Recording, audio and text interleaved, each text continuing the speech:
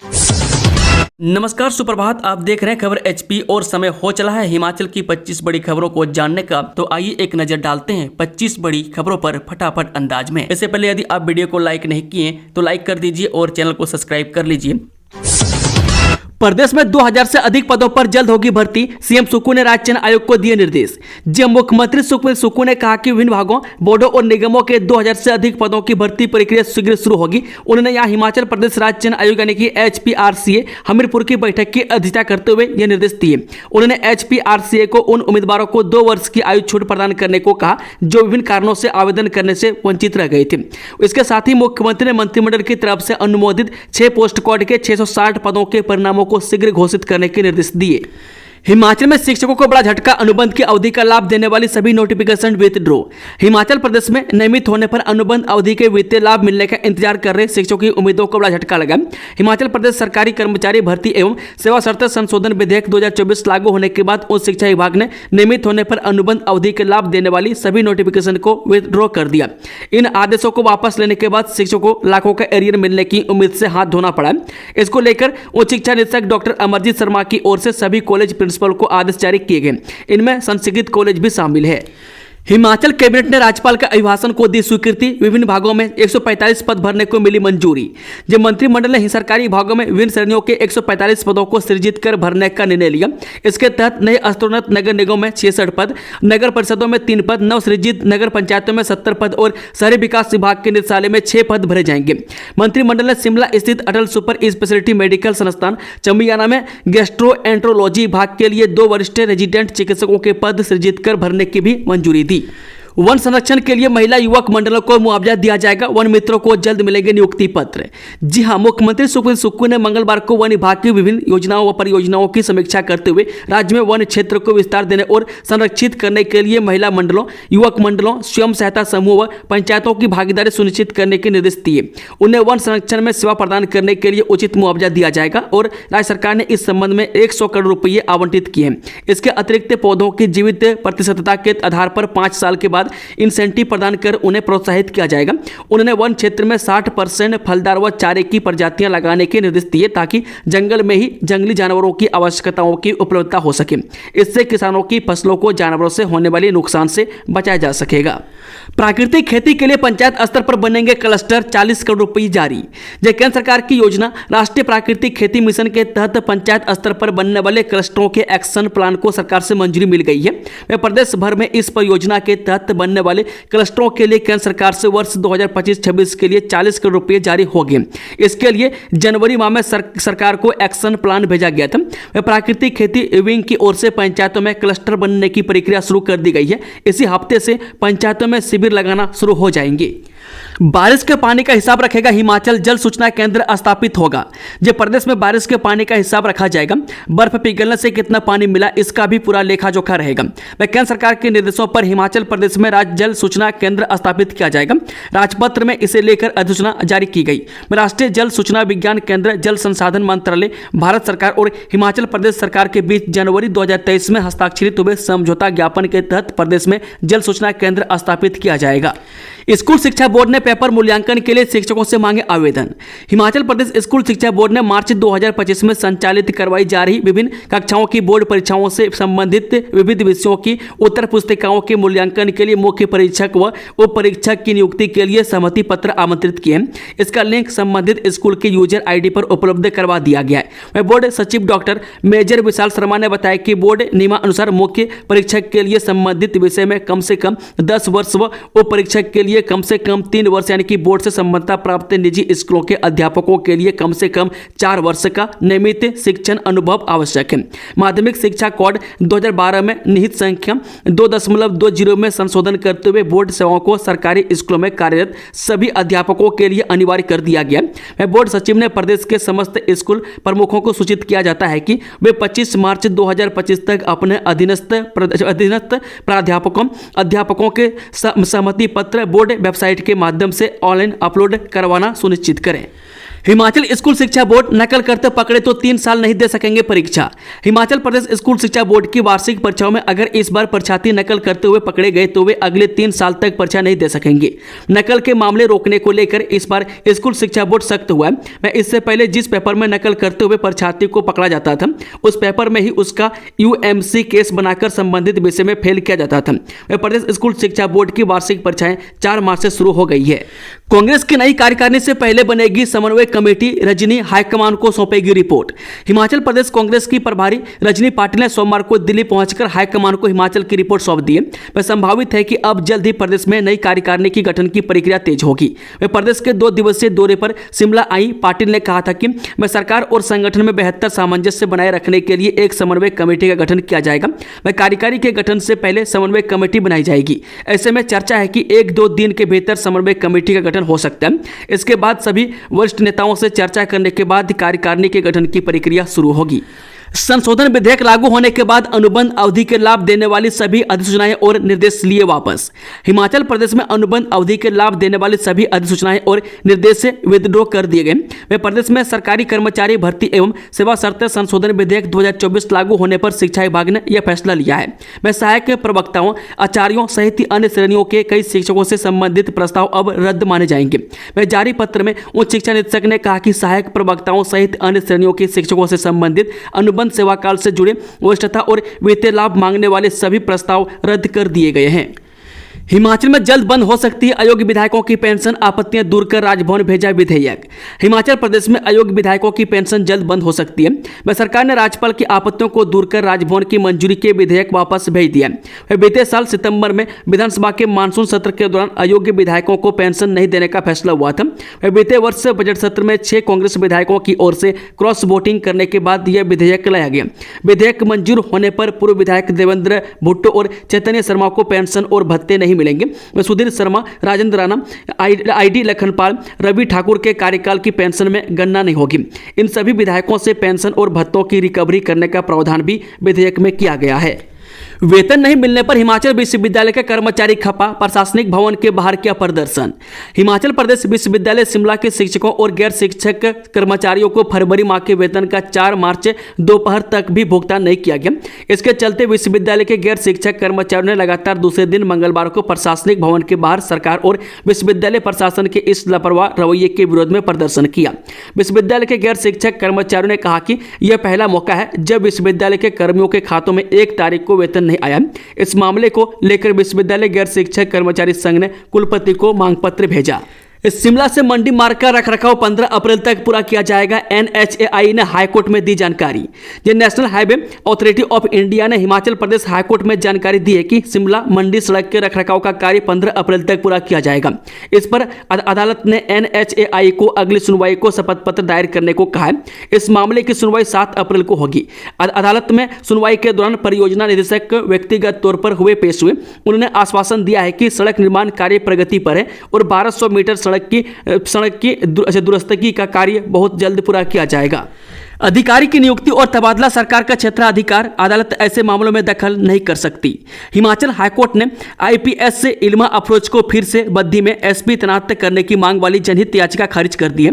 Court ने कड़ी टिप्पणी करते हुए कहा कि अधिकारी की नियुक्ति और तबादला कहां व कैसे करना है यह सरकार के क्षेत्राधिकार में आता है। वह न्यायाधीश तरलोक सिंह चौहान और न्यायाधीश सुशील कुकरेजा की खंडपीठ ने कहा कि कोर्ट जनहित याचिका के माध्यम से ऐसे मामलों में दखल नहीं कर सकती है। याचिकाकर्ता ऐसी कोई मांग नहीं कर सकता कि कहां पर अधिकारी की नियुक्ति होगी और कहां पर तैनाती होगी। विशेषकर सेवा मामलों में जनहित याचिका दायर नहीं की जा सकती। सीएम सुक्खू बोले अब नए सिरे से तय होंगे होम स्टे नियम, संचालकों के हित में जरूरी बदलाव करने को कहा। मुख्यमंत्री सुखविंदर सुक्खू ने पर्यटन विभाग को होम स्टे संचालकों के हित में होम स्टे रूल्स 2025 को नए सिरे से तय करने के निर्देश दिए। मुख्यमंत्री ने ग्रामीण क्षेत्र में स्वरोजगार के लिए होम स्टे चलाने वालों के हितों को ध्यान में रखते हुए नियमों में आवश्यक बदलाव करने को कहा है। वह पर्यटन विभाग को होम स्टे संचालकों से मिल रहे सुझावों को स्टडी करने के बाद उन्हें रूल्स में शामिल करने के निर्देश दिए, जिससे उन्हें नुकसान न उठाना पड़े। पर्यटन विभाग होम स्टे नियमों में बदलाव करने जा रहा है, जिसके लिए ड्राफ्ट अधिसूचना जारी की गई है। इन नियमों को लेकर सरकार ने सभी पक्षों से सुझाव एवं आपत्तियां 15 दिन के भीतर मांगे हैं। अधिवक्ताओं ने जारी रखा धरना प्रदर्शन। केंद्र सरकार की ओर से प्रस्तावित अधिवक्ता संशोधन बिल 2025 के विरोध में करसोग, सरकाघाट समेत अन्य उपमंडलों में सोमवार को चौथे दिन भी विरोध प्रदर्शन जारी रहा। इस कारण अदालत की कार्यवाही भी नहीं हो पाई। करसोग में वकीलों ने 4 मार्च को भी अदालती कार्यवाही में भाग न लेने का निर्णय लिया है। देश की पहली चिकन मटन का स्वाद देने वाली शाकाहारी मशरूम तैयार, जल्द बाजार में होंगी उपलब्ध। खुम्ब अनुसंधान निदेशालय सोलन ने देश की पहली ऐसी मशरूम तैयार कर ली है जो चिकन मटन का स्वाद देगी पर है शाकाहारी। इस मशरूम को वेगन मीट नाम दिया गया। इसकी खासियत यह है कि इसमें मांस की तुलना में कम फैट होगा। इसका सेवन उच्च रक्तचाप के रोगी भी कर सकेंगे। जल्द ही बाजार में ऐसी मशरूम मिलेगी। खुम्ब अनुसंधान केंद्र सोलन के वैज्ञानिकों ने 2 वर्षों के शोध के बाद इस मशरूम को तैयार करने में सफलता हासिल कर ली है। शिमला मंडी मार्ग का रखरखाव 15 अप्रैल तक पूरा किया जाएगा। NHAI ने हाईकोर्ट में दी जानकारी। National highway authority of India ने हिमाचल प्रदेश हाईकोर्ट में जानकारी दी कि शिमला मंडी सड़क के रखरखाव का कार्य 15 अप्रैल तक पूरा किया जाएगा। इस पर कोर्ट ने NHAI को अगली सुनवाई को शपथ पत्र दायर करने को कहा है। इस मामले की सुनवाई 7 अप्रैल को होगी। कोर्ट में सुनवाई के दौरान परियोजना निदेशक व्यक्तिगत तौर पर पेश हुए। उन्होंने आश्वासन दिया है कि सड़क निर्माण कार्य प्रगति पर है और 1200 मीटर सड़क की दुरुस्ती का कार्य बहुत जल्द पूरा किया जाएगा। पंजाब किंग्स के खिलाड़ियों ने किया बल्लेबाजी गेंदबाजी का अभ्यास, देखें तस्वीरें। अंतर्राष्ट्रीय क्रिकेट स्टेडियम धर्मशाला में मंगलवार को पंजाब किंग्स के खिलाड़ियों ने IPL मैचों के लिए अभ्यास किया। सोमवार को बारिश के चलते टीम को बिना अभ्यास वापस लौटना पड़ा था। मंगलवार को मौसम साफ होने के चलते टीम सुबह 11 बजे मैदान में पहुंच गई। खिलाड़ियों ने वार्म अप करने के बाद पिचों पर गेंदबाजी और बल्लेबाजी का अभ्यास किया। एक्स ने मिलने के लिए बुलाया और नए बॉयफ्रेंड से करवा दी हत्या। 10 दिन बाद नहर में मिला शव। ऊना सर के साथ लगते अपर अरनियाला गांव निवासी हरदीप उर्फ जिया उम्र 19 साल का शव 10 दिन बाद नंगल के निकटवर्ती गांव सुरेवाल के निकट भाखड़ा नहर से बरामद हुआ है। हरदीप के शव को तलाशने के लिए बीते 2 दिनों से नहर में लगातार सर्च अभियान चलाया जा रहा था।